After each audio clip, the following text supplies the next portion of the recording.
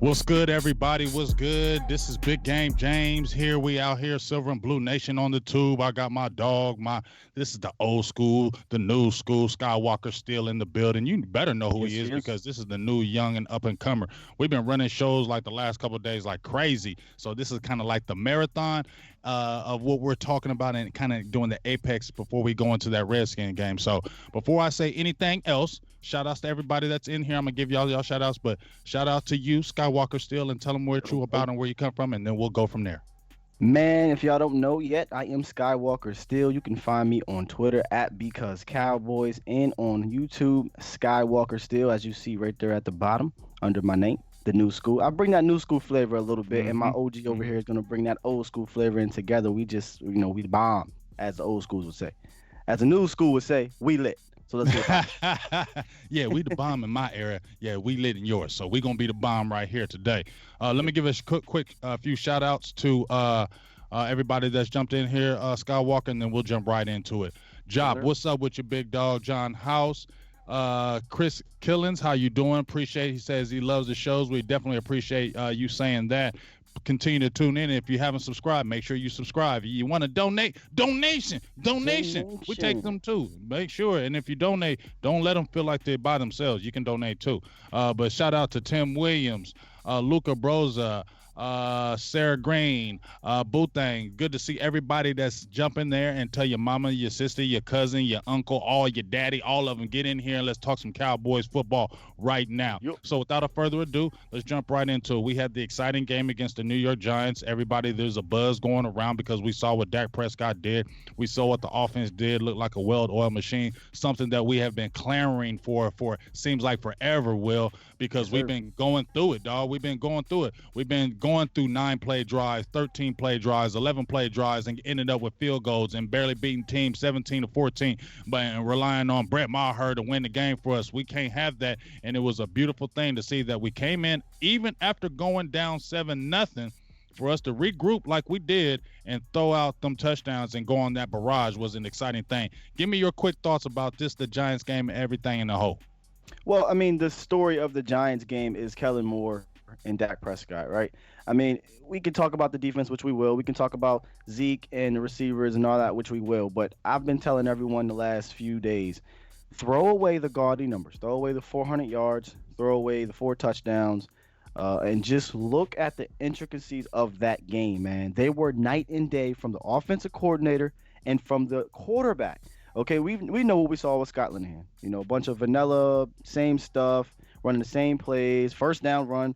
But now when you look at Kellen Moore's offense, as we've probably talked about ad nauseum, a ton of motion, a ton of pre-snap motion and post-snap schematics that are scheming people open, which we were not doing with Scott Linehan at the helm.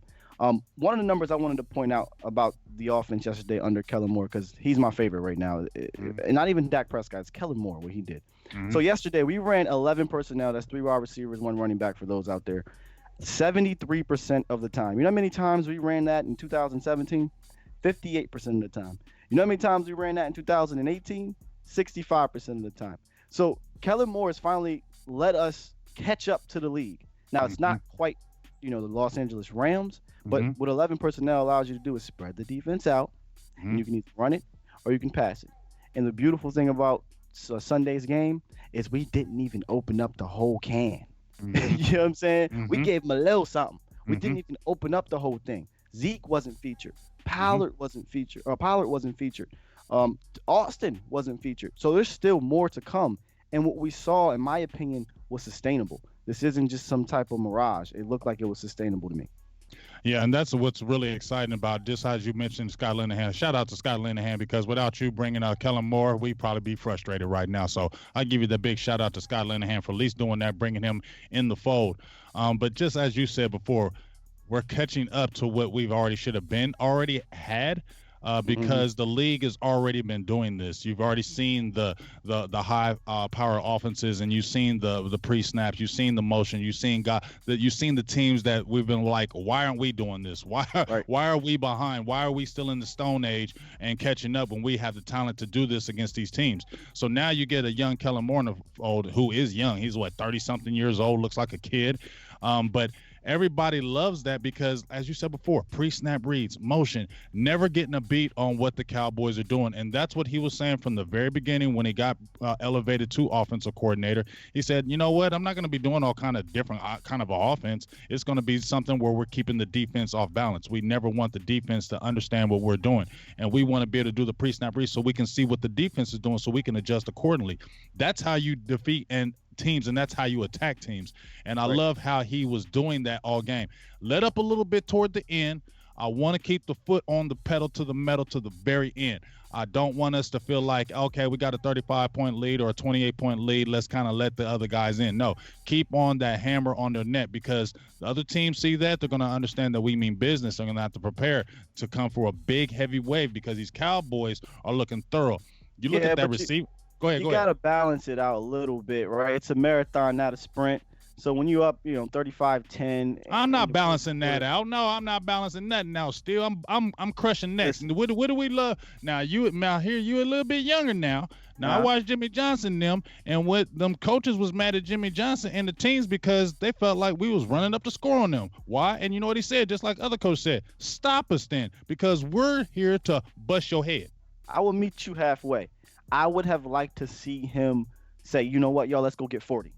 Okay, let's go put a 40 burger up. Let's put y'all in there one more time, and let's keep the pedal to the metal, right? But I have to understand now we got 16 games, and we got guys like Tyron Smith with back problems.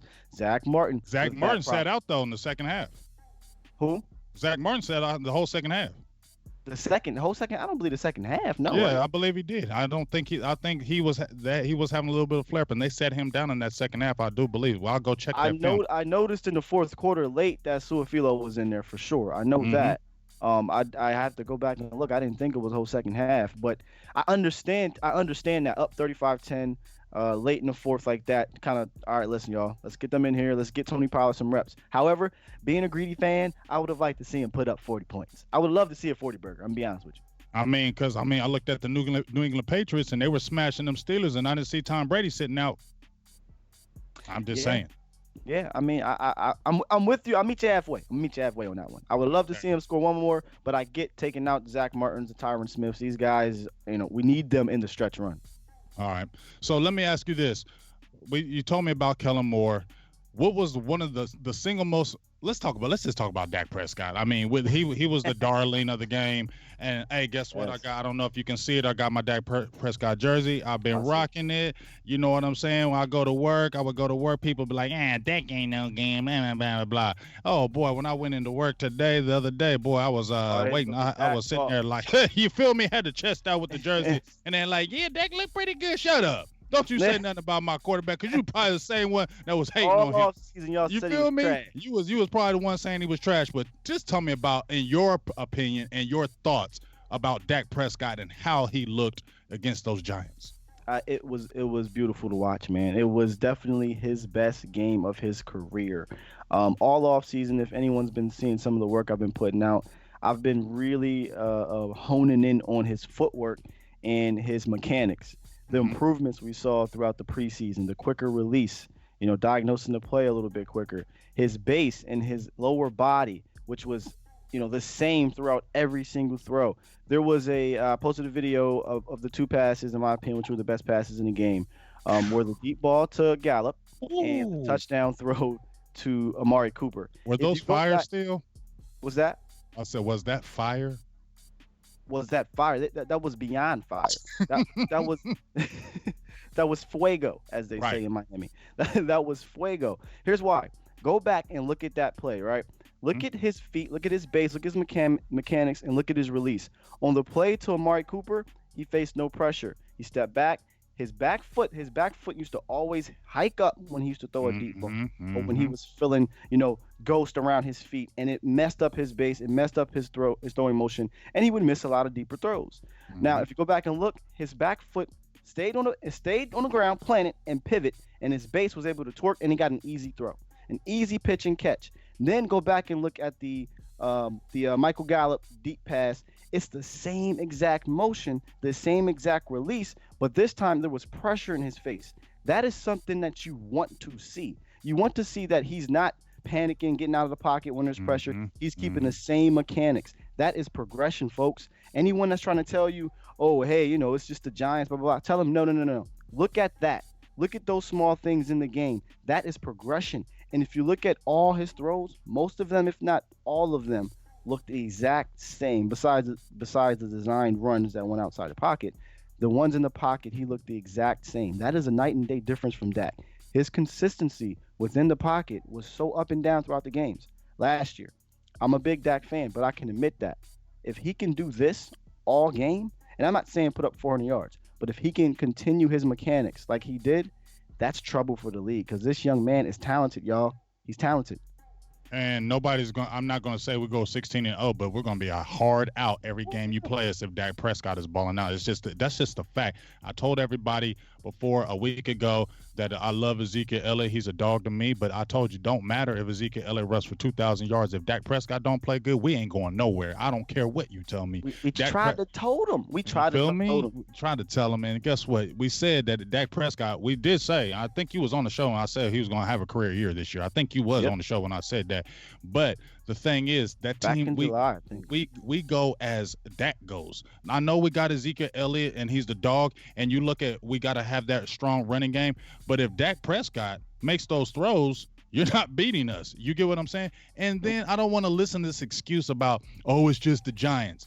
When you're playing a team that's not good, you're supposed to destroy that team. You're not supposed to keep that team in the game. This is what he's supposed to do. But this is what Dak has not done all the time. He has not been consistently when you play a team that we should be destroying. He doesn't have the great numbers all the time. And this is what we've been looking for, that consistency from him. We understand that it's only one game, but this is the type of game when you have a team that is not that good.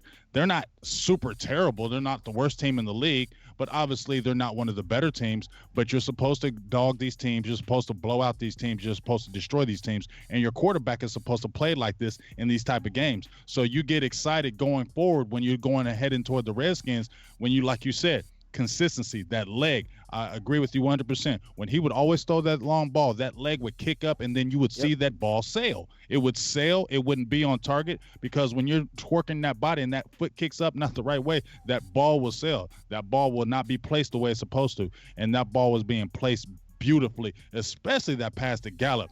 That was amazing, especially when Connor Williams gave up. That was a blitz, and he missed his man. He got him at the last second, but Dak took a nice hit and still dropped that bad boy in the breadbasket with good coverage. Yes, he did. Yes, he did. Honestly, another throw to Gallup. I mean, he had a lot of. I'm gonna shout out Gallup too. That was just he's oh amazing, my gosh, he's that a dog. Dude, whew, he's an animal. He's a dog. I mean, He's Gallup's a dog. Now, the one throw to Gallup as well, I wish I had the video up here. I would love to to break this down, because there was a lot of hating by Joe Buck. I don't know if you noticed that on the national. I mean, everything was throw behind on this player, throw behind on that player. Listen, Joe, sometimes you got to throw the ball on the back shoulder, because if you lead a receiver too much, he's going to get blasted. And there was a throw that he made in the middle of the field in that tight window. I'm sure you saw it all around. Yeah, and he caught it from it was a little bit. It looked like it was a little bit behind him, but he still made the catch. Right. Purposefully. If you break that throw down, Dak saw. Okay, I read it He read it pre-snap. The throw was going to be there. It's going to be a tight throw. It might be hard, but I can put it there. And when he snapped the ball, I think he put it in with Zeke's stomach, pulled it out, and he drove it straight to Gallup. But he threw it on his back shoulder, because there was number 47 was coming, beaming down, would have lit Gallup up. He allowed Gallup to jump up, shield himself on the back shoulder, secure the catch, and take a hit from 3 different players. First down. That is a beautiful throw. It's not about it's behind the receiver. It's about knowing the coverage and knowing your receiver that he's able to do that. Yeah, but you know what? Ain't nobody listen to no daggone Joe Buck. That's why we do. That's why we do our own daggone watch parties now. We just turn that volume down, and you just listen to Big Game James and producer G on the commentating now, because we ain't listening to them guys no more. You get what I'm saying? You just be saying, spouting out the mouth and saying that other thing. Another good thing about it, Ezekiel Elliott comes off from not really was no kind of camp or anything like that. Everybody was wondering how Zeke was. Had like 13 carries, I think like 50 yards, average 4 yards a carry. Got in the end zone.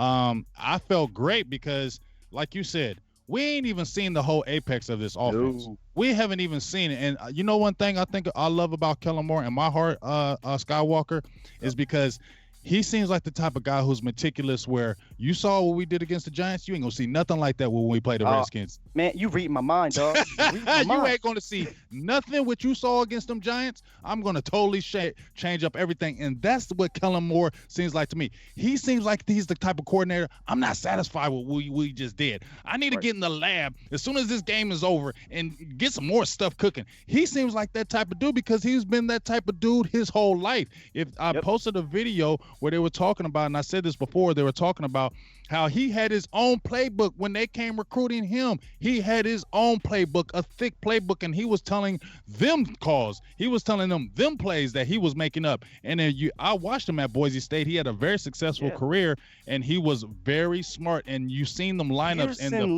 Peterson leaned on him at Boise State. Exactly. 50 wins in your career, and I watched it, and if you watch that offense, it was much the way you see it is with the Cowboys. A lot of pre-snap movement, a lot of motion, a lot of things of that nature, and it seems like Kellen Moore just brought it over, and I just excited, number one, because that's what Dak Prescott needed. We were just talking about off air. When Kellen Moore came in the fold, I didn't like him at the quarterback coach. We were talking about that. I didn't think he was the quarterback coach because you ain't better than Dak Prescott. You get what I'm saying? As far as being on the field, and you're about to you know what I'm saying? It's not like you were sitting there like better than Dak Prescott. You came in at the same. It's not like you did anything better than Dak. So how are you really going to teach him that part? You needed a guy like a John Kitna who's been successful in the league, commanded respect, been under great tutelage with Mike Martz. That's the guy that you want to teach him the game. Put Kellen Moore and let him do them plays because Dak Prescott will look at Kellen Moore as more of a, yes, you're a great teacher, and I'm going to listen to you. It's very possible, like we were saying, we were talking off air about him being the quarterback's coach. I'm right with you. I did not really believe in that. I didn't understand it until we fired Scott Linehan and promoted him to offensive coordinator. Now it got me thinking, this could have been some type of conspiracy type thing. Remember how Jason Garrett was the offensive coordinator and the whole sabotage thing from offensive coordinator to head coach? I'm not saying this is a sabotage, but I'm saying Jerry probably was like, listen, Kellen, we don't want you to go anywhere, so we're going to make you the quarterback's coach right now, but I promise you we're going to promote you at a later date. That date happened to come sooner than later because Linehan's incompetence on advancing the offense in the 2019. So It came a little quicker. So I'm wondering if that's kind of what played a factor in him being a quarterback's coach. They just said, hey, listen, we just got to get you in here. We'll give you a high-profile position name, and then we'll work on where we go from here. And he seems to tend to do that. I mean, we got Chris Richard could have been a defensive coordinator anywhere. We got him as our secondaries coach the first year. Right. He didn't become defensive coordinator really till, the midway through the year and then now this year. So something about Jerry being able to rope guys in. Well, he makes those promises and he makes them little side deals that we don't even know about or even talk about. So, he's in those guys' ears. The thing to me is what's going to be really kind of interesting this year to me, Skywalker, is if the Cowboys with this team, let's say we go and lose early in the playoffs, and everybody's talking about, this could be Jason Garrett's last stand. Yeah. Well, here's the interesting thing to me. If we go through the playoffs and that offense is looking good all year, okay, and then Garrett doesn't do it and we fall short, my thing is what's going to happen with that? Because I feel like Kellen Moore is going to be our next head coach. I've been saying it. I feel like he is. Go ahead. I'm the other way. Here's why. I really believe in guys like Chris Richard. He's not going to be the coach, though. Here's why, though. I would do this. I would do this if I was Jerry. Jerry probably is not going to do this because he loves the pizzazz, right? Let a guy like Chris Richard bring in his guy that can run his defense, right? And then let an offensive coordinator straight control the offense where you don't even have to worry about that offense. You just say, hey, Kellen, do your thing. Do your thing. I'm going to make sure I oversee this whole squad. I'm going to make sure I oversee this whole team from the offense to the defense to the special teams. And let's be honest, Kellen Moore looks like a pizza boy, water boy, towel boy type of guy. And I understand looks can be deceiving. But can you imagine this guy getting in front of a bunch of grown-ass men that are most of them is about his age or older than him and trying to get them amped up for a game? I just can't see it. Chris Richard, on the other hand. Yeah, but it ain't about, to me, it ain't just about getting your team amped up. It's not, but you need somebody to believe in regards to the whole team. You in don't my think opinion. they'll believe if they're killing it on offense this year? You don't think they're going to start to believe in him or they will listen to him if that They'll offense is believe clicking like that? they'll believe in his offense, but do they believe in him as a leader? It's too soon. It's just too soon. We'll see, but I just feel like Jerry won't go that route. I don't feel I don't. like Jerry. I'm with you. I feel like he'll go with the pizzazz. He'll be like, Yeah, man, he's Kellen. gonna go with Kellen Moore because he did the same thing with Jason Garrett. You just said it. They brought Jason Garrett. What was That's Jason very Garrett? true. He was the darling. They got him from Miami. He was the darling guy. He was the up and comer. He was the guy. And And then remember, when he the was dubbed the redhead genius. yes, and the Ravens were talking about making them their head coach. They were in the cahoots, and then Jerry was like, no. And then what did he pay Garrett? He paid Garrett big money, pretty Head much as coach much as money. the coach. Head coach money. So what is that basically telling you? That you're a lame duck coach because I'm making as much as you. So really, I'm about to take your job. You get what I'm saying? And it was only what 3 years, and he was head coach. This is Two and a Kellen half Moore's. years. Yep. This is Kellen Moore's first year. I'm telling you, you know how Jerry is. And as much as I love Chris Richard and would love to see something like that happen, I don't think he's going to get the job, and he's not going to be the head coach. And honestly, I don't even know if Chris Richard will be with us after this year because he wants his opportunity. He wants his opportunity to be a coach. And this was only He's in a, he's in a perfect great spot. position. I wouldn't but you got to understand, Will, and these guys want opportunities. They want to show what they can do, and they want to feel like they can get outside the box and not just be the coordinator. And I feel like that's what Richard is going to want. And if he's going to want that, he's not going to get that in Dallas, in my opinion. He won't get it if Jerry is really on the whole. I need the showmanship. I need, hey, my offense coordinator just looks like a genius. Let me hire him as a head coach because that will bring more attention to my team. He won't. And we both feel like that is what's going to happen. What I think is best for the team is a guy like Chris Richard, who seems like a true leader, who has a resume of going to two different teams now and turning that secondary into a top-notch secondary. And if you listen to a lot of people, what they say about Chris, they'll run through a wall for him. And you need that as head coach. If it's one thing, I don't like Jason Garrett, his total body of work. But if it's one thing I will praise Jason Garrett on, it seems like everyone is on the same page as Jason Garrett. Everyone will run through a wall for Jason Garrett, and they talk in Garrett isms. He is a solid leader. He's a pretty good leader. Is he a good X's and O's guy? I don't think so.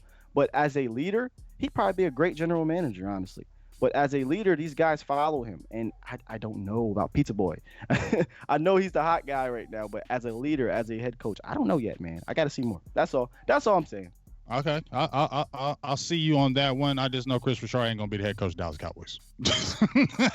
Unfortunately, I gotta agree with you. So I hate to see that, but we'll see how it all plays out. It'll be very interesting. But this is a no excuse year for Garrett. You got the staff. We talked about it before, how we have a lot more player coaches, the guys that were former players that are coaches. Colombo, Gary Brown, Chris Keeps it in the fan. Richard. You know what I'm saying? So that's really, I think that's really helped our cohesion as a team, and it's really helped the players because players tend to respect and listen to guys more if they played the game instead of you just being a coach out there and haven't really did anything. Guys respect you more if you played the game and had some success. So that's a good thing. So let me ask you this: we're talking about this Giants game. Who was obviously we know Dak was a winner. Who was some of your winners? Let's talk about offense. Who were some of your winners on the Yeah, offensive side of the ball? yeah, we already touched on Dak, right? I mean, that was the obvious winner. I think the other winners on the offense side of the ball were the receiving core. The Mm-hmm. entire receiving core was a coming out party, in my opinion. The first time since 2015 that the Cowboys have had two wide receivers that went over 100 yards, and one of them went for 150, which is Michael Gallup. I Mm-hmm. really think Michael Gallup, and I said it, I think it was on our show. I said he has wide receiver one traits. He just does, and he's a dog. Mm-hmm. That boy is a dog. He catches the rock, and you really gonna have to tackle Michael Gallup. I'm Mm-hmm. not saying he's dead, but Mm-hmm. he run hard. Mm-hmm. He runs very hard, and he's hard to get down. He's a great route runner, amazing hands. You hardly ever see Gallup drop a ball. You Mm-hmm. know, Cooper, he can get in that mode sometimes, and he had a few drops, right? But Mm-hmm. a Gallup is very, very handsy. And then I've been trying to tell people all off season, Randall Cobb is Ain't an nobody up. missing no Cole Beasley. I don't understand that, man. I mean, I thought it was obvious. I thought it was obvious. Look at the resume. Look at the game. He's more versatile. He's stronger. He can line up in the backfield, line up out wide, line up in the slot. Hell, he can throw the ball. He was a quarterback. So he can do so many things. And I really, like I said, I don't think Kellen Moore showed us everything. There No. are going to be plays where Randall Cobb throws the ball. There's going to be plays where he's running out of the Wildcat. There's going to be plays where he's getting a handoff. And I ain't even touch on Tavon Austin doing some of that stuff. So I love the wide receivers. And of course, you have Amari Cooper, who had, 6 catches for 106 yards. Just another day in the office, really, in Mm-hmm. Dallas. Mm-hmm. Since he's come to Dallas, he's just been balling. Okay, Mm-hmm. so I think the wide receiver core, I think we're amazing. They're big, big winners, and you can really credit, you know, Gallup. So you can really credit Dak having that cohesion with Gallup with Cooper out, and Mm-hmm. then there's just some type of special chemistry between Cooper and Dak that they don't even really have to have practice. I mean, it's amazing. He came in the middle of the year last year, didn't practice much in the training camp, and then boom, right back on the same page. So I think the receivers are a big winner. Well, I'm gonna tell you my big winner, offensive line. That's my Yeah, big winner because guess what? Dak Prescott probably wouldn't be able to do a lot of that if he didn't have a clean pocket. And he was pretty clean. Now, we do understand that the Giants don't have a pass rush. They're not the Giants of old. We knew whenever you watched the Giants, you were always going to have to deal with that pass rush. That was their forte. The Giants have always been known as having that pass rush. So that didn't happen. And okay, but at the end of the day, last year, who didn't we have? Travis Frederick. So that was a big win for me for Travis Frederick, number one, from coming back from that disease after a year and playing lights out. Coming back out, people need to understand that when Travis Frederick was coming back in camp, we were all wondering, is this going to be Travis Frederick of old? Because he hasn't took a hit. He's recovering from this disease. Is he going to right. fall off? Nobody knew what Travis Frederick was going to be because you're coming off that disease. He looked every bit of good yesterday. And also, much maligned La'el Collins. Okay, he Woo! just signed the big contract. Just got extended. Said he wanted to be a Cowboy for life. Said he didn't want to be anywhere else. Could have went somewhere else. Probably could have made more somewhere else. Okay, he probably could have commanded more on the market somewhere else. But he said he wanted to be here. He went against, I believe, Marcus Golden. I believe a lot of that game, and Golden is a pretty decent player. You didn't hear nothing on that side from La'el Collins. And La'el Collins, you always hear, not always, but you hear about the holding penalties or him reaching with his arms and not having the proper technique. Guys getting around him. We saw in the preseason game, J.J. Watt was putting it to him. You get what I'm saying? So we're like, oh my God, is this going to be the same La'el? But credit to La'el Collins for stepping up his game, keeping that pocket clean. Tyron Smith, he basically been out all preseason as well. Comes back in, same dominant self. Zach Martin, he's been out with a bad back, possibly bulging disc. He missed pretty much all camp as well. Look what he did. You get what I'm saying? So to me, Connor Williams, much maligned all last year. Is Connor Williams really this? He looked good. So to me, a huge win, not only for the receivers, but that offensive line, because if you don't win in the trenches, you don't win at all. So big shout outs to that offensive line in this game. Yeah, I tweeted out about the offensive line earlier that, hey guys, the Great Wall of Dallas is back. Mm-hmm. Okay, we really couldn't call them that since 2016 due to some injuries, having rookies in there and stuff like that.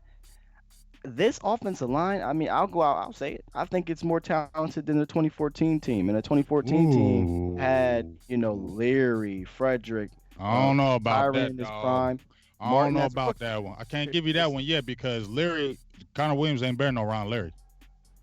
No, he might not be better than Ron Leary, but La'el Collins is better than Doug Doug Free. Free. Yes, we know La'el that. Collins is way better than Doug Free. Zach Martin is way better than rookie Zach Martin. Travis Frederick is way better than second year Travis Frederick, and Tyron Smith is Tyron Smith. Mhm. And you got a talented guy in Connor Williams. I'm not saying he's Leary, but you got to understand we had a rookie and we had an older vet who was a liability on that line. I don't think there's a single liability on this line now. I You know don't what I know. mean? We still got to see because La'el Collins, he's up and down to me. Okay, I'm giving him his props for week one, but he's still up and down. He's got to show me the consistency as a dominant right tackle. You just got paid good money. Now we need to see the consistency on the line because he hasn't been consistent. Skywalker, he's been an up and down guy. And Connor Williams, yes, he has. He has. He has not been a consistent guy every single game. One of the weaker players on the team sometimes is La'el Collins because he does. That's a strong word. I'm just saying, it's the truth. If you go look at him playing that right tackle position, I mean, technique is like you should not be still doing those same type of things, getting beat, not using your footwork. I'm not an offensive line guru. I don't claim to be, but I know La'el Collins has been up and down, and he has not been consistent at that right tackle. And why you think so many people have wanted him to go back to left guard? Yeah, there's a lot of people that wanted to do that. I'm not one of those guys. I think he's a solid and he's a You fine think he's right a better tackle. right tackle than left guard? From what I've seen the last 2 years, yeah. I mean, left guard, Okay. he's a rookie. He made a lot of rookie mistakes. He has a lot of He still highlights at makes left mistakes guard. though. I don't know. I thought he was pretty damn solid last year. I'm not saying he was amazing. I'm not saying he was a Pro Bowl worthy, but Hmm. I mean, if you look across the league, man, and I try to watch as many games as I can, offensive line is down in the league, bad. Hmm. And if you ask a lot of analysts and a lot of college folk, they'll say, "Hey, what's one of the position groups in the league that's struggling because they're struggling in college?" They'll tell you offensive line is probably the worst group. And Lyle Collins, in my opinion, for what's going on in the league, is a fine right tackle. I think 31 other teams would love to have Lyle Collins as a right tackle and love to have that problem of what we some believe as inconsistency. I just believe it's right tackles are facing a lot of more guys like right ends. They're facing more Watts, Von Millers, Khalil Macks. It's not like back in the day when they were facing the strong side guys. They're facing more pass rushers. So yeah, they're going to get beat sometimes because they're not fleet of foot like Larmy Tunsil and Tyron Smith. But as far as being, solid, in my opinion, for 16 games, he's a guy you can rely on. That's all. And I think this year, if what we saw in first week, he's got the potential to be a Pro Bowler. Okay, guys, he got the potential to be a Pro Bowler. I mean, the size and the traits are there, but to me, like I said, it has to be consistency, He like has to we've be been talking consistent. about with Doc. We've been talking about with Dak Prescott. It has to be consistent because if this line is to go to that level that you're talking about with 2014, they got to be able to bring it every week, and the potential is there. But I'm just not giving them that just yet. Need to see more because we're going to play some more tougher teams. We're going to play tougher guys on that line of scrimmage. We're going to be playing them Saints, Cameron Haywood. Those kind of guys are going to be coming after you. Green Bay's defense looks much improved. So we're going to be coming against those type of teams. So I need to see a little bit more as far as that offensive line. But I'm going to make them a winner this week because of that dominant performance Sunday. Now let's jump onto the defensive side of the ball. Who's your? Because I don't know if there was a lot of winners on that defensive side of the ball. Because we should have done a little bit better than that. Saquon, he got 100 and he still averaged 6 yards a carry Yeah. even without that long run. Evan Ingram, he tore us to pieces. He's a very good player though. But who's your winner on that defense? Real quick, shout out to Stevie Mac, shout out to Dan, shout out to the guys that shout me out. Listen, is this Stelios? I'm not saying Collins is Ron Leary. I'm not saying that. I'm saying Collins. I'm saying Collins is better than Doug Free in 2014, who was the liability on the offensive line. But now back to the defense. The defense, as you said in one of your shows, they were uneven. Mm-hmm. They definitely were uneven. I have mixed feelings about it because one of the main things about Rob Marinelli's defense is scoring defense, Mm-hmm. and they only let them score 17 points, Mm-hmm. and really it was 10 points till 2 minutes left in the game, right? Mm-hmm. I mean, they gave up 10 points, really, but whatever, 17 points. The problem I had is just what Stevie Mack said: is the tight ends were burning us.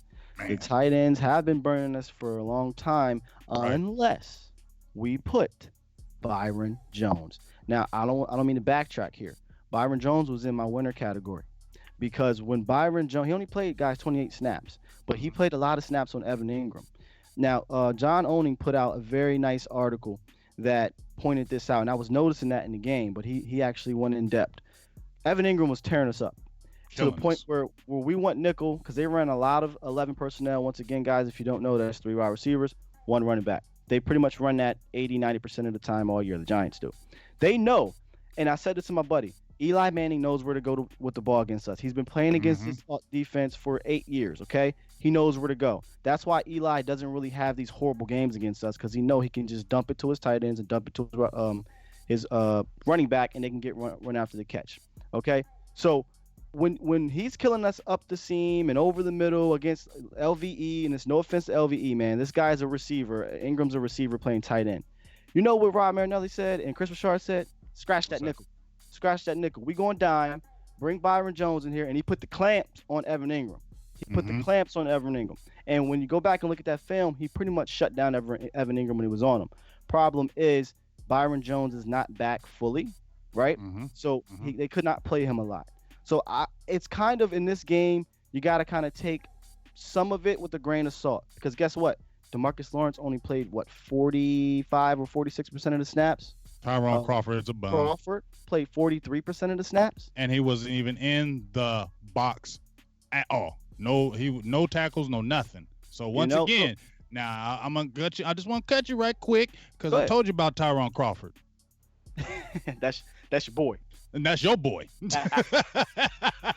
He ain't my boy. That's your boy. I told you what we should have did. Got rid of that money. Everybody don't cut Tyrone Crawford because he's the leader. He could go inside. He could go outside. Man, Tyrone Crawford wasn't even in that book. You didn't even see his name in there. Come on, man. Let Joe Jackson play this whole daggone year and watch Joe Jackson do better than what Tyrone Crawford would. No. Man, please. Come on, dog. Man, Tyrone Crawford is, Tyrone Crawford is peaked out.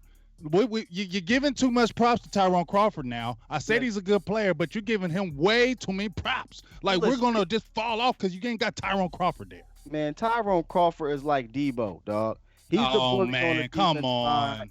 That you don't really say nothing about till you come around. You got to hide your chain. Okay. He's Debo on the block. Yeah, okay. Well, I didn't see no Debo. I didn't see no tackles, no nothing. He barely 42% of the game. He didn't play much. He just got back. Got back.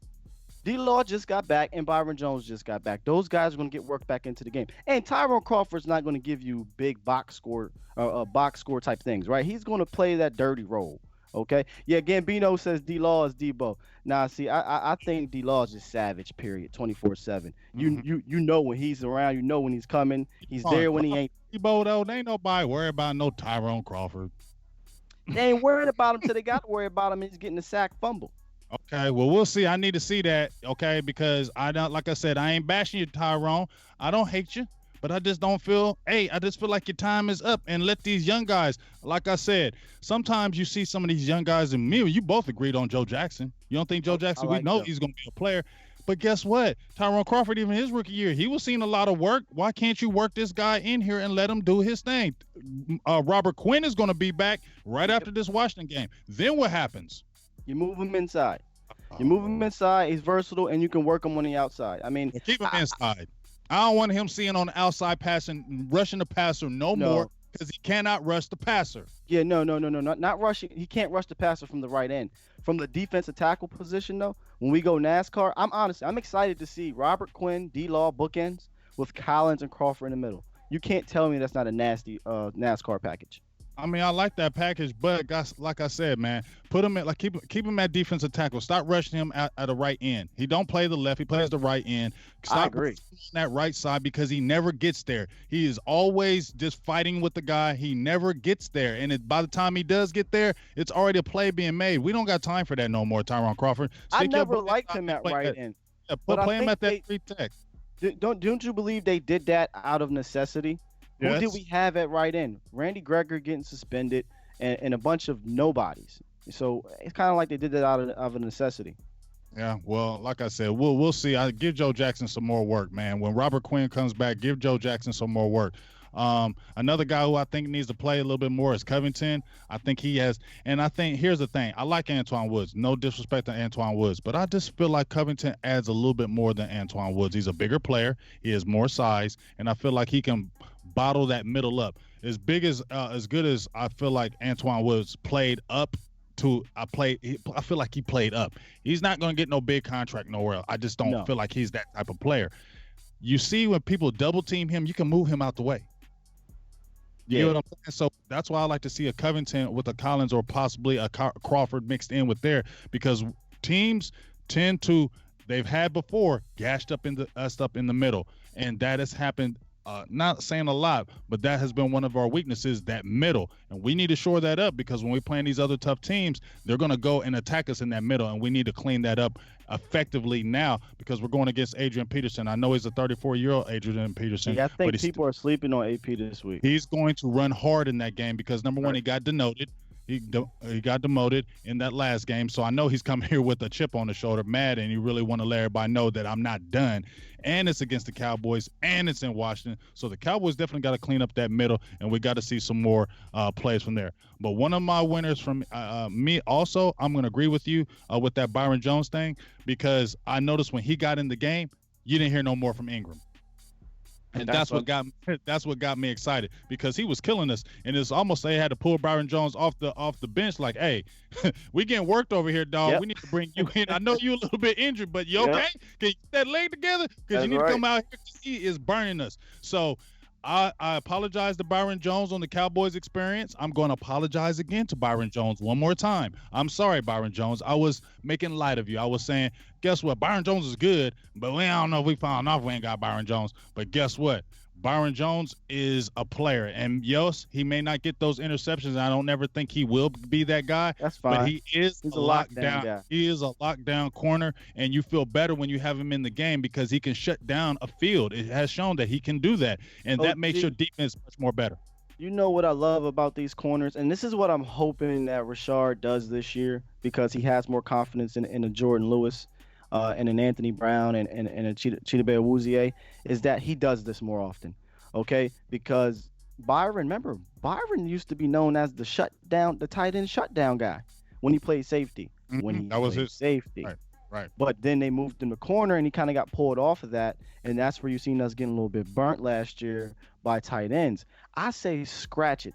Play Byron as that star guy, right? Play if he like last year when we went up against the Saints, who we got in a couple weeks, by the way.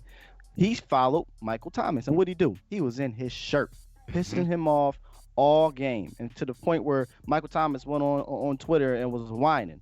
Okay, so if somebody is dogging us like that, put Byron on them because you got the depth on the outside where Cheetah Awuzie can play out there. Anthony Brown and Jordan Lewis, the my dog. dog.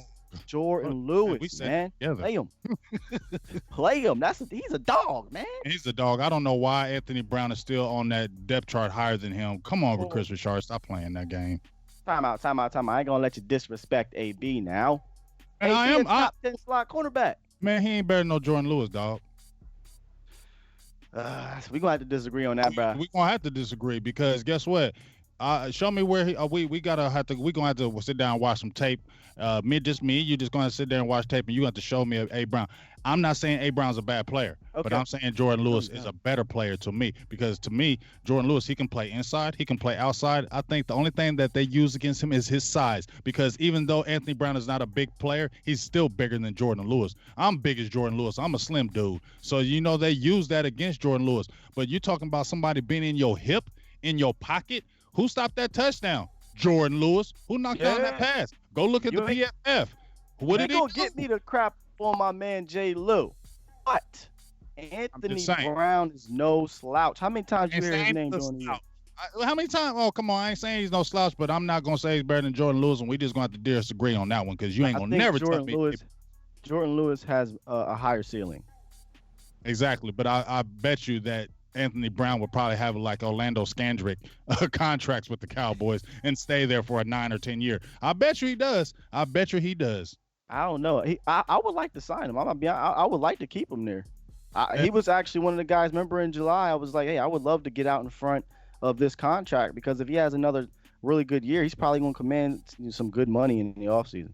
Yeah, I think so too. Let me give a few shout outs to everybody that's jumping here. Stello 300, Tariq Salim, how you doing? Epic Popsicle, I like that one. Thurston How the Third, True Believer, what's up? Tariq Salim, Tariq Carson, Derek Clegg, Stevie Mac 23, what's up with you?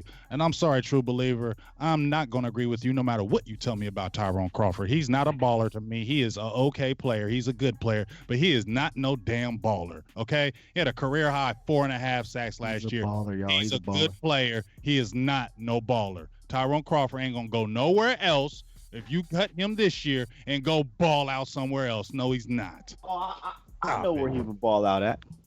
He ball out in New England. Oh, that's because they got so many other players. He ain't gonna ball out over there. Shoot. Bill Belichick know how to use them type dudes. Yeah, he might, but he still ain't gonna ball out. He'll be a good player just like over there. He ain't gonna go over there and get no 8 or 9 sacks. Just stop it. Nope, that's not his game. No, I agree. All right, so we've been talking about that. Give me some losers here. Well, we talking about the defensive line, and the run defense is one of my losers. Listen, we know what what's the running back there? We know what Barkley is, right? And no offense to Barkley, he's He'll get you a big run, and the rest of the day he's kind of going to get you 2, 3, 4 yards. All it takes is that one run. So I'm not going to knock him for that one run.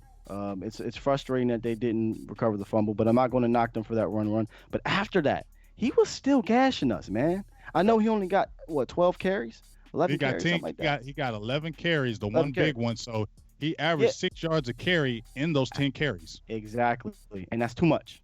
Hmm. That's too much. Hmm. So the run defense was concerning, and honestly, I know the game got out of hand, but I'm surprised they didn't give that man the ball more. So we need to work on that run defense. And I wanted to touch on what you said earlier about Woods, not Xavier Woods, Antoine Woods. I'm actually with you. I agree that Covington. I would like to see Covington a little bit more in there. He's a bigger body, as size wise. He may not be as wide, but he is bigger. He's like 6'5", y'all. He's a big dude, 6'5", about 305. Really big dude. Now I think we should probably see that length in there because Antoine Woods, he has to get immediate push. If he doesn't Hmm. get immediate push, he's not big enough or He quick gets enough pushed to around. disengage. And if he can't disengage, then that's where those lanes hit. You might be able to get a guard to angle him and get up on the on Jalen Smith, like the big run, and boom, there's a lane. And so no offense to Antoine Woods, but he's a reserve type player. He played his ass off for us, just like Joe Mooney last year. But these guys are reserve type players that need to kind of play in spurts. And so I would like to see Covington get a little bit more tick, and maybe that'll help our run defense out, but in the middle because they gashed us way too much. So that's one of my losers is the run defense. Yeah, I'm gonna agree with you on that run defense. We definitely needed to shore that up quickly. We need case in point, when you watched that Indianapolis game last year, they were double teaming Woods and they were coming after him. It looks like they were targeting him. And when they put a couple guys on him, or even one, they were moving him out the way. And you saw where we were getting gashed up the middle with Marlon Mack. He was killing us up the middle. And that's one, like I said, that's going to have to be an area that needs to be addressed quickly.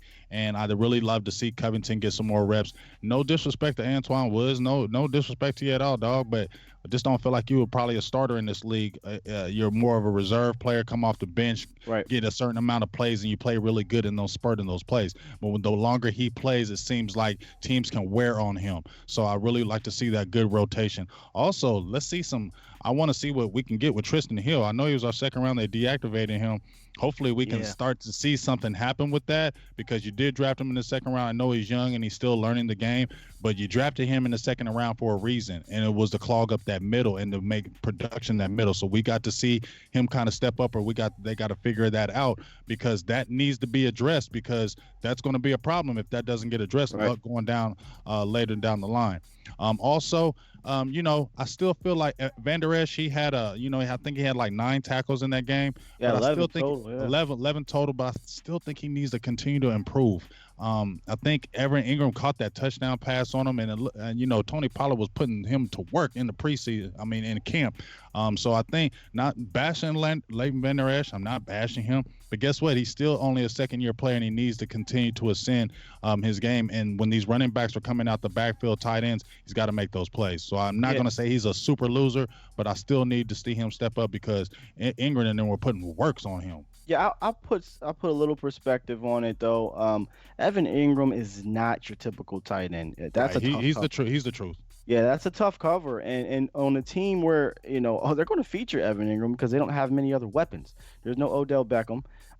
Shepard's solid, but he's not going to get 10 looks a game. Evan Ingram is pretty much their big play guy in the passing game, so he's going to get a ton of looks. And once again, y'all, Eli Manning knows this defense like the back of his hand. He knows where to go with the ball.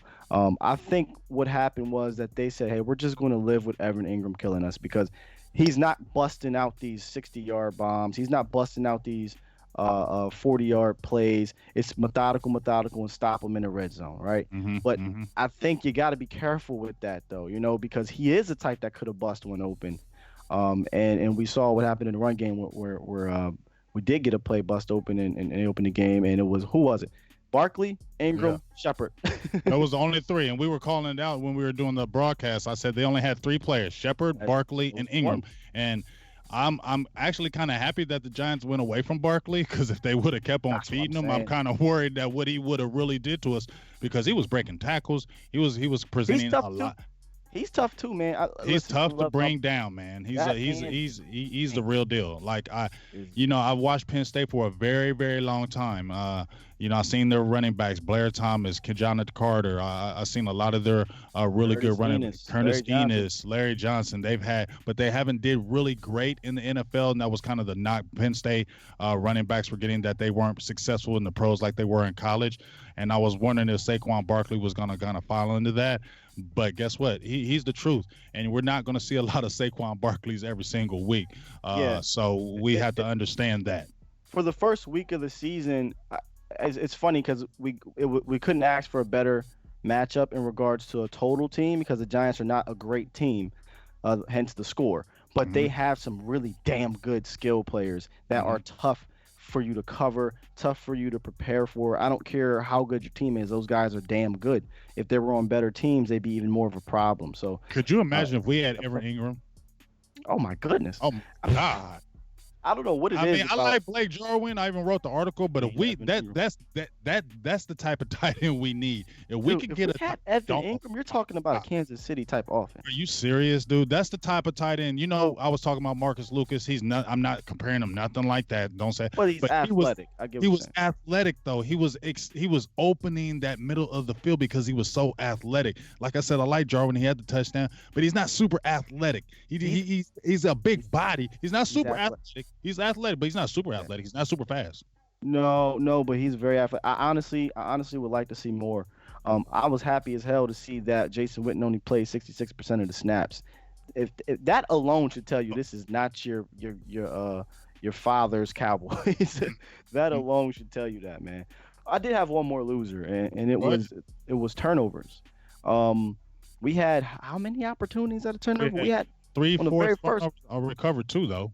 Yeah, well, at the end, but the very first play of the game, we had an opportunity to get a turnover, I don't and think what that was happened? really Jalen Smith's fault because he was coming in toward the end when Xavier Woods hit him. He couldn't roll on that ball instantly. I No, mean, I mean not getting a turnover is no one's fault. I'm not saying that. It's just that those are the type of things you need to do because got to guess make what? those plays right. When you don't fall on that play on that ball, what happens the next play? Boom, They throw a 56 touchdown. yards. Right, exactly. You know what I'm saying? And then there was another one where somebody sacked Eli or something, and he fumbled, and we didn't recover it. Then there was another one where Leighton Vander Esch dropped a potential interception. Tough catch, I know, but the ball hit your hands. Turnovers, man. That was the loser in this one. We talked about it. They talked about it a lot in the off season, and we didn't really get that many. I see Gambino says, is D-Law not 100% since they had less snaps, or did they want to take it easy on him? It was I say take definitely it they easy. wanted to take it easy on Take him. it easy. Yeah, Yeah. that's why he only played. Even if he was only 85%, and if this was week say 6 or 7, you would have seen him play 75% of the snaps Right. because he'll play through whatever. But Mhm. but because, like I said, Tyron Crawford, D-Law, and Byron Jones, they didn't get enough reps, didn't get enough practice. They're not up the football shape yet, so they just eased them in. So Gambino, I don't think that D-Law is hurt. I haven't heard anything about him being hurt. In fact, he said it himself. He said, I'm good. I'm 100%. My shoulder's fine. It's just a matter of working his way back in there. All right, so we're going to talk about this Redskin matchup, and I know Yes, you sir. said, I know you said, man, is this a story? But I'm still going to mention it. Hey, I know everybody, and I want to get everybody's thoughts right quick before we jump into the Redskins matchup. But I just want to get people's thoughts on. I just think it's funny. I just think it's funny. Said something. I just think it's funny. Okay, so you heard about the DeMarcus Lawrence thing. A kid from the New York kid had an all Giants gear, had a Giants hat, Giants jersey, Saquon Barkley. I couldn't even believe it was happening when I saw the video, and the parent like, "Oh, go out there and sign him." And D-Law was like, I'm not doing that. Get a Cowboys jersey on, kid. And then, how the internet is. And I heard, I'm not for sure, but I heard she was tagging NFL people, like telling them, oh, this is how you do it, whatever, whatever. What's your thoughts on that, Will? Just give me your thoughts on it. I just want to hear your thoughts, and I want to get the thoughts of the people in there. Was D-Law wrong for not sitting there autographing a kid that was wearing Giants gear, and the parents pushed him out there? Was he wrong for not signing that kid's autograph because it was a Man, kid? I don't know but people out there are making it seem like D-Law grabbed the mic like he was at a WWF promo, looked at the kid and said, "Let me tell you something, brother. I would not sign." He ain't do none of that. He just said wrong jersey, son, and kept it moving. What the? What is wrong with society, man? We are soft.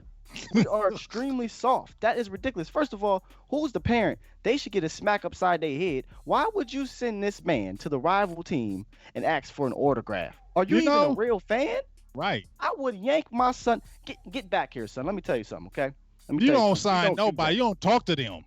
We don't You do feel that. me? We don't do that. And like I said, I see so many times these parents, they do their kids wrong because they really want the autograph. They really want to get close to the player, but they know that player ain't gonna recognize no adult. Cause I see it too many times when we was at camp, when we've been at games, them Yeah. parents push they kids in front because they know the players have the softer heart for the kids and they'll give them Right. an autograph when they'll look at that parent like I ain't talking to you. You get what I'm saying? And it was just kind of funny to me. It was right when he's coming. Oh, go out there, go out there, go out there. And ain't nobody else go out there.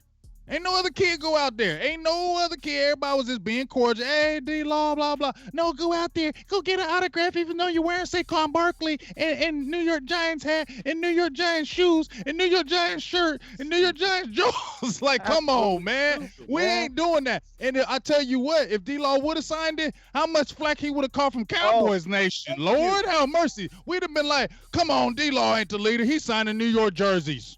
Kids First of all, jerseys. they picked the wrong one, okay? Because you should have went to a Byron Jones or one of the backup quarterbacks or something because D Law, come on, dog. He lucky that's all he got was wrong jersey, son. You feel him? D-Law give it to him. He don't care. He come back. He came out on a statement like, "Hey man, guess what? There's a tons of kids that wear Cowboy stuff don't even get to even see a player. And if He- I don't give them the love, I ain't giving you no love." D Law hate the Giants so much, Stevie, that if that kid had a Eli Manning jersey on, he might have sacked him. He might have sacked him straight up. Don't do that, man. Like I Smack said, that man, upside the head. I had somebody come on my page and was like, "Big game, but what if that was you? What if that was me?" First of all, I wouldn't have been that dumb. Okay, I'm not ever. First of all, we're never going to a game. Me and my sons, my kids, are never going to a game wearing D-Law or Cowboys, and we're asking for a New York Giants autograph. Man, what kind of stuff are you smoking, Right. dog? That I will don't know. never ever happen to my family. We will never do something like that. So I said, yeah, we would never have to worry about that. And the parents are wrong for putting that kid in that position to do Wrong. that. But guess what? It's okay. That kid ain't gonna die. And if you don't like it, kid, grow up when you get older and just hate the Cowboys and play for the Giants and take it out on us in 20 years. All That's right. right. I would love for that to happen. Hey, sir. Why is it that you play so hard and you hate the Cowboys? Well, what had happened was Yeah. 20 years ago. Yeah, he Oh, gonna be shucks. like Shaquille O'Neal with David Robinson. You see, Shaquille didn't let that go. He said he Yeah, wanted an Shaq said- autograph from Shaq said, David "I made Robinson. that up, though." He said, Shaq did not make. He said I wanted an autograph from David Robinson, and he ignored me. So from that point on, I was dunking on his head, and you saw it in the games. He was trying to kill the man every time they played him. So we just know that we see this kid later on, and he's a Cowboys killer. We just remember D-Law didn't sign his autograph. Okay, we get it. That's it. You'll be all right. You gonna live, bro. All right, so we're done talking about that. Let's talk about some of the keys to the game as we head into this Washington Redskins, the Deadskins. I hate this team. I can't stand this team like no other. This is my worst team. I can't stand them. It used to be Pittsburgh just because of those battles back in the 70s. That old Washington. school in you. Well, yeah, you feel me? I used to move. Pittsburgh used to just make me just sick. But I always hated them Redskins because that was just back in the day. John Riggins, Joe Theismann, the fun bunch. It was battles. So now we're going in here. What are your keys to the game in your eyes? What do we kind of need to prepare for these Redskins? What do we need to look out for? What do you think that are some of the concerns? I think I think what we need to focus on is the opposite of what we saw in the Eagles Redskins game. The Eagles got torched in the secondary. I think was it Case Keenum threw up 380 yards against the Eagles, and I said it on another podcast. The Eagles secondary sucks. So we're gonna have to go opposite. Our secondary is super strong, and their receivers are not that great. I know the young guy Terry McLaurin. He killed it from Iowa State. You out there, you know him. I'm sure you've seen him play a ton of times. Got He that got speed. so you got to worry about that. But I mean, I like J. Lou. I like. You see how fast Awuzie caught? Yes, people Barkley? don't. Yeah, people Yeah. don't see that. Not to even cut you off, but I wanted to talk about that right quick because he was on the opposite side of the field, and they were Barkley had him, and he didn't really have the angle. He kind of chased Barkley down, Yo, and he that was was a gone. beautiful thing. Yeah, Yeah. I love So that. Go we ahead. got the speed at the secondary position, I think, to deal with them and the talent to deal with them. It's offensively, it's going to be for me containing the run game because if they're going to likely probably come out and try to run because they saw what Saquon Barkley did. I think the difference is they're going to be in for a little bit of a rude awakening if Crawford and D Law are actually playing 70-75% of the snaps. Because say what you want to say about Crawford, the one Hmm. damn thing he does really, really good is he's a good run defender. He Yeah, he sets is a the good edge runner. He very, sets the very edge. well. He definitely does set the edge, but keep him at the D tackle. I'm cool. And we know that D Law is probably the best run defender left in the game. He's that good. He's an elite. I know everyone talks about pass rush. Honestly, y'all, he might be the most elite run defender in the league at the left end position. He So takes pride in that. yes, he does. So we get those guys back, and I would, like I said, see Covington a little bit more, and I think we'll shore that up. But listen, AP's not coming out there running soft. He's pissed off, and he'll come Mm-hmm. out there running hard. And you can say what you want to say about AB or AP, but the man can still rip off some good runs. So it's going to be for me defensively containing the run game. Other than that, man, listen, as who was that up there? Stelio said Cowboys 38, Redskins 12. That's what it should look like. It should. It should look like that. We're better than this team, just like we're way better than the Giants, and this shouldn't even be a close game. I know it's division, but this shouldn't be a close game.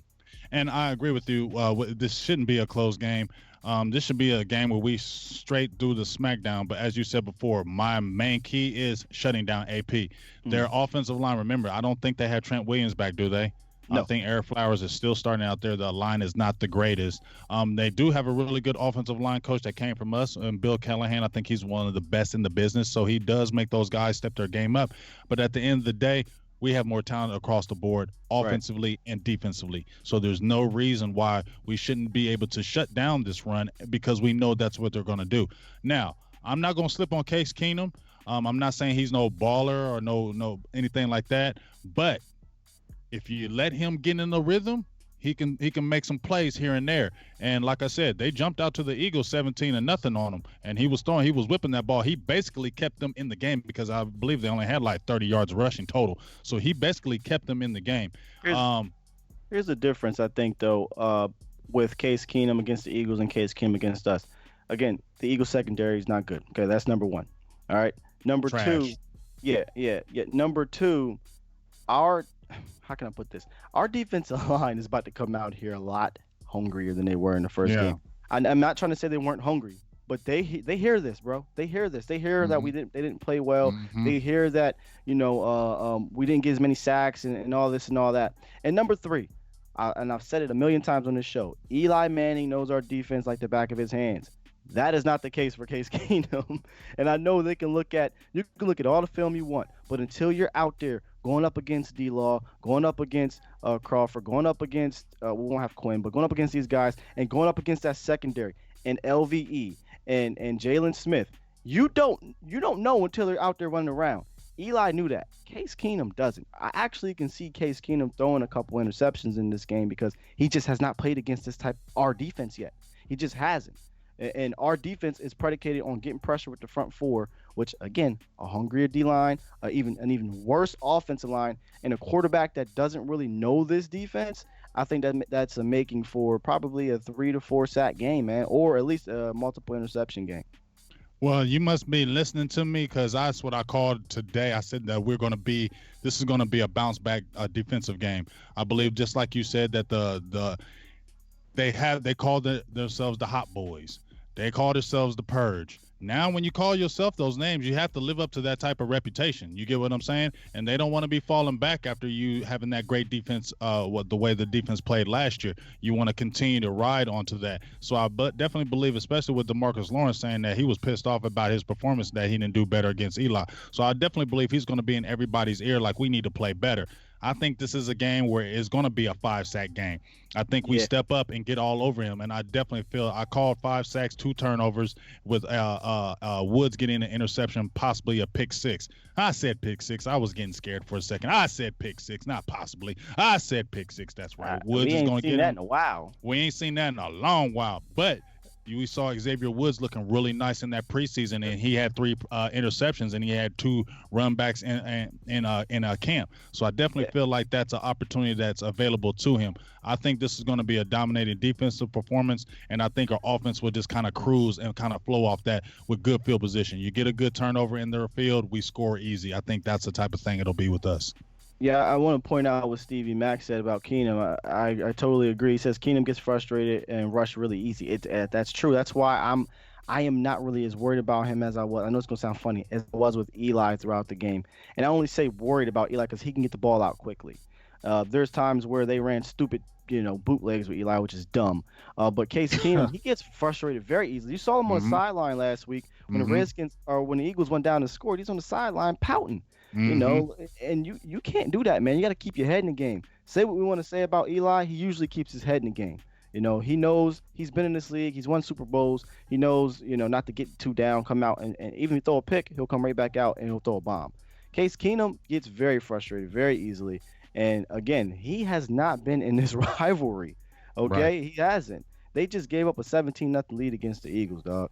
I mean, we're not going to let them get up 17-0. That's not this type of defense. So, yeah, good luck, Case Keenum. Yeah, and two things that are going to stand two things are going to stand out with me. Number one, Case Keenum. That's all I got to say. And number two, Jay Gruden. That's all I got to say. I'm still surprised you're still the coach with the Redskins because I don't think you're a good coach. I think you're a coordinator the way you were. Hey, as long as you want to keep him, we're going to keep getting dubs. So please keep Gruden there because we're going to keep getting these dubs. And if you look at Dak Prescott's record against the Redskins, he's only lost one game, and his stats are phenomenal against the Redskins. Yeah, he's been gifted a lot of excuses over the last 3 years, so that's why he's sticking around. But I do want to point out that they're going to be without two pretty key players, and Jonathan Allen, they're talented, uber talented defensive tackle / defensive end. That's big miss. That's a big miss for them. And then Darius Geis, but he didn't do nothing last game. I think we should be more worried about AP than Geis. Well, hold on. Let's actually worry about Chris Thompson. He seems to be kind of he back? Killer. Yeah. Okay, because I knew he had that tore up knee. I didn't know if he was all the way back yet. And I know he's got that speed and that guy out the backfield. And that's what a little bit I worry about because our linebackers sometimes tend to have that problem with those fast running backs coming out the backfield and then throwing them out in the flat. So that's something, like you said, to keep your eye on. But I think we're going to be okay on that aspect. If we're looking on the offensive side of the ball for us, definitely attack that secondary. Josh Norman, really, he's just not that player anymore. He's done. I think he's done. Yeah, he is not that player any longer. Speed is gone. If you put him one-on-one, Amari Cooper is going to eat him alive, I feel like. I would take Josh Norman deep as much as I can. Yes. He can't hang with these receivers. Yes. You see what Deshaun Jackson was doing to him, just obliterating him. You get what I mean? And then you got Gallup. Oh, my gosh. And Cobb. I mean, that three-headed monster should really – it doesn't have to have one of those 100-yard receiving type games, but it could be a type of thing where those guys, the ball's getting spread around. You don't know where we're going. And then in that second half, you see Ezekiel Elliott kind of take over and start running them down in that second half. And then I called in the fourth quarter, Tony Pollard breaks a 60-yard run for a touchdown, and then we're jumping up and down after we're beating them. Remember when we played the Redskins? It was the 2014 season, and we destroyed them, and we didn't sit out our starters. Week 17. Week 17. We didn't put out our starters, and we demolished them. Romo had a big game. Dez had a big game. DeMarco Murray had a big game. But when the game was almost over, remember, I believe it was it Dunbar? Was it Dunbar or was it Randall had that big long run kind of just sealed the game? I think this is something that's going to happen too, because the Redskins, one thing I know about them, when you start getting on them early, they give up. They mail it in. So get on them, smack them, and they'll give it up quick, because that's what Gruden teams do. Yeah, that it's just not that talented of a squad. Even when they got up, they got super conservative. So, and this is an offense in the Cowboys that is not the same. You cannot if you don't get out and put your put your foot on the throat of our team, like the Giants that got out to us, but they couldn't finish it. This offense, I'm telling you, y'all. So what I want to see from Kellen Moore on the offensive side of the ball is, okay, like we were talking about earlier, we gave the Giants this game plan. Let's give the Redskins this game plan. Right. I want to see that Belichickian type Mm-hmm. of, all right, one week we may run the ball 30 times. Another week we may run it 20 times. Mm-hmm. Another week we may be focused on the slot or focused Mm-hmm. on the X or Y. I want to, and I believe he can do it because he has the weapons to do it. One, Mm-hmm. he has the playbook to do it, and he's Mm-hmm. just that damn smart. I mean, I don't know, over a total season how great he's going to be, but I do know the guy is a smart guy, and that's from anyone that's been around him. So I kind of want to see, hey, are we going to see the same thing, or are we going to see a little bit of a Tony Pollard screen, a Tony Pollard and Zeke on the field at the same time? Um, I I think we absolutely are. loved that.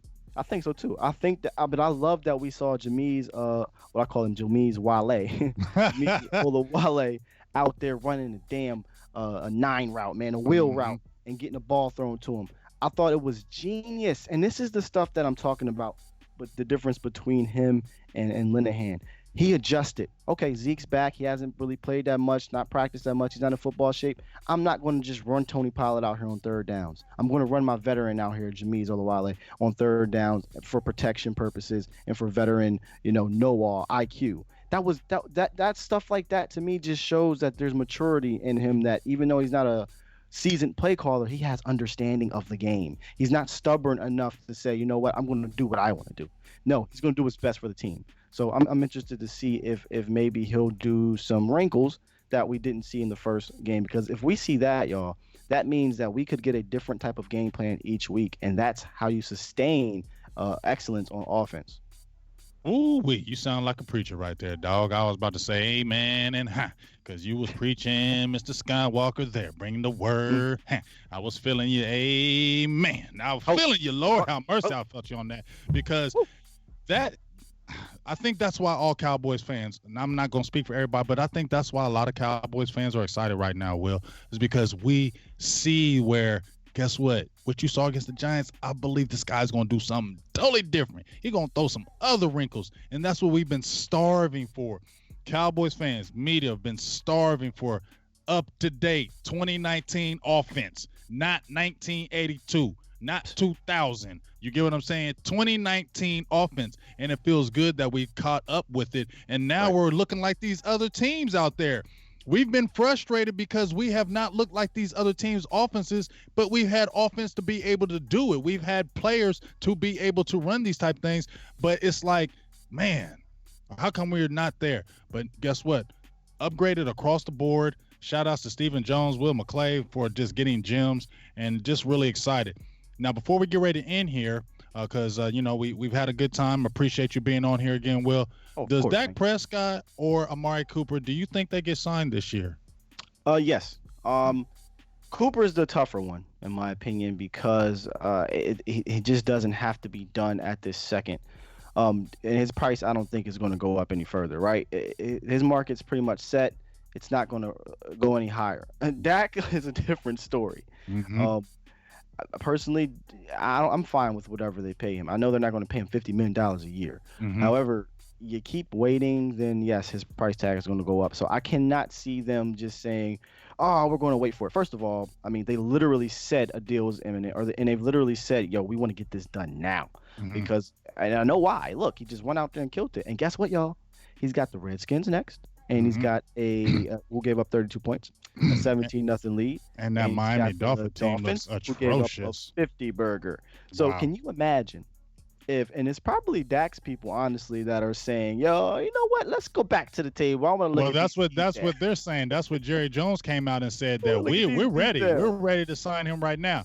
We just don't know if Dak's people is ready to sign right now. Because Dak's people say, oh, 4 touchdowns. What if Dak come out 320 yards, 3 touchdowns against the Redskins, 280 Don't let him throw yards, no 5 touchdowns. touchdowns.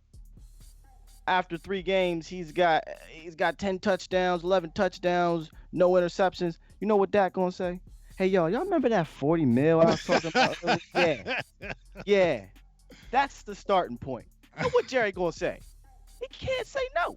You can't say nothing against it right now. Yeah, so I'm hopeful. I kind of agree with you. I definitely think the Dak Prescott thing will happen. I was listening to Patrick Walker. That's my dog. He has all that great insight. He's been pretty much spot on a lot of things he does. So he was mapping out a contract, out just talking out loud. could be like a 7-8 year deal. Marrying it with Ezekiel Elliott, Ezekiel Elliott, yeah. having total of maybe $200 being one of the highest prices but the way you extend the deal out, it makes it good for everybody. And I think that's what the Cowboys are kind of just ironing out. So hopefully we'll get that together. But it's just good to see that our quarterback didn't let the contract negotiations bog him down.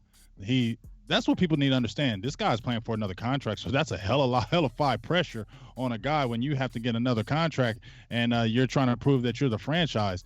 And one other thing, when people talk about with Carson Wentz and Jared Goff and why they're kind of waiting for Dak Prescott. Well, if Dak's so good, how come they ain't signed him like those other guys?